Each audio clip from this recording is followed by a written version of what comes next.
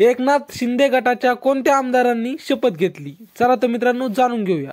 Number 1 Uday Samant, number 2 Shambhuraj Desai, number 3 Dada Bhuse, number 4 Bharat Gogawale, number 5 Sanjay Rathod, number 6 Sanjay Shirsat, number 7 Pratap Sarnaik, number 8 Yogesh Kadam, number 9 Ashish Jaiswal, number 10 Prakash Abitkar, number 11 Gulabrao Patil.